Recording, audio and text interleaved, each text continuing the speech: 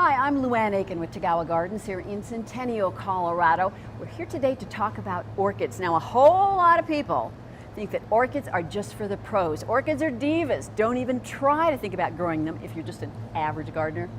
Dee, our house plant queen here at Tagawa Gardens, says no, no, no, no. Give them another look, give them a try.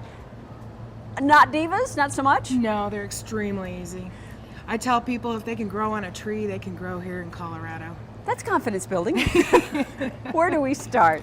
Well, you know, the most common one is the Phalaenopsis or the moth orchid. That's the easiest to grow, and it can bloom 3 to 6 months. I've even had them grow up to 9 months, or flower up to 9 months.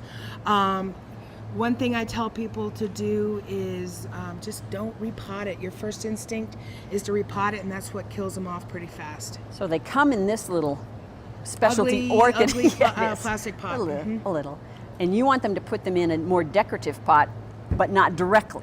Right, we call that a pot within a pot, and you just put some decorative moss over the top of the pot to kind of hide it. So I just loosely place moss over the top, and then people ask, because orchids send out aerial roots, they get kind of ugly, and they want to cut them off or stick them back down in the soil. I don't advise that. I advise just letting the roots do their things, and then loosely place the moss around those roots so they'll continue to grow. What else do we need to know other than don't be afraid? Don't be afraid, don't overwater. The main thing is water thoroughly when you do water, but make sure it's drying out in between waterings.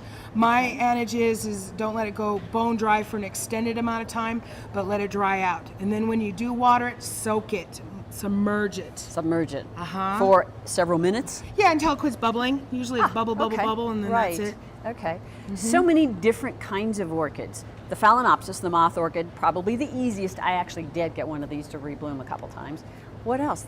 They're just otherworldly. They're so pretty. Well, of course, my favorite is the lady slipper, or the Paphiopedilum, or there's another one called a frag. Right. Those don't bloom as long, and they're great for terrariums. And they can handle overwatering. A lot of people tend to be an overwaterer. That's the best one for them.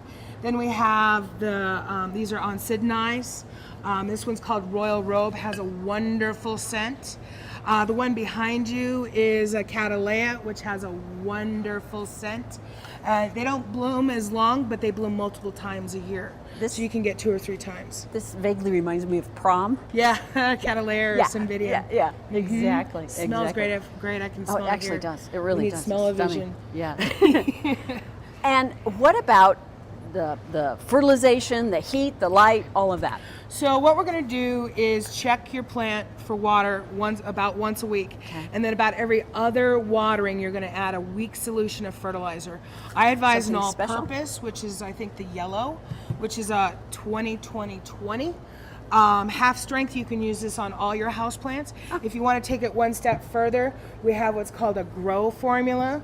That's a high nitrogen fertilizer, so when you see new leaves forming on the plant, use the growth formula, half strength about every other watering.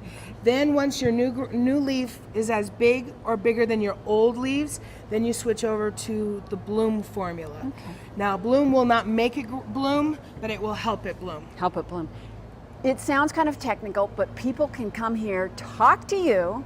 She will hold your hand, hold your little orchid hand. She does classes a couple times a year, Dee, here at Tagawa Gardens, and they are so good. She's such a great teacher, and she would love to teach you everything. Anything we've left out? The only thing I can think of is remember, once it's done blooming, the Phalaenopsis will continue to flower along the flower spike. So once these buds have fallen off, you can see that one here. It's almost done. There's a few buds on the end, but if they fall off, then it will start sprouting along the stem. And then you just cut just above a sheath, right above it, and that's easy, and then it will send out a new flower spike. If it turns brown, cut it down. If it's green, leave it be. That's good. It's a good rule to go by. Before I let you go, what about light? Any specialty light needed? Yeah, that's a good question. While they're in bloom, they do not need very much light at all. I advise interior of the room, like on the coffee table, so forth. But once they're done blooming and they're completely done and you see new growth, then you want to inch it so it gets a little bit more light. And it prefers about 4 hours of direct sunlight. So that's in front of an east or a west window, but remember, do it gradual. Gradually adjust. Yes. Don't we all need Acclimate. slow adjustment and to acclimate? Dee is indeed the queen of the realm here, the houseplant realm at Tagawa Gardens. Come see her, come see us. We would be so happy to be your gardening inspiration.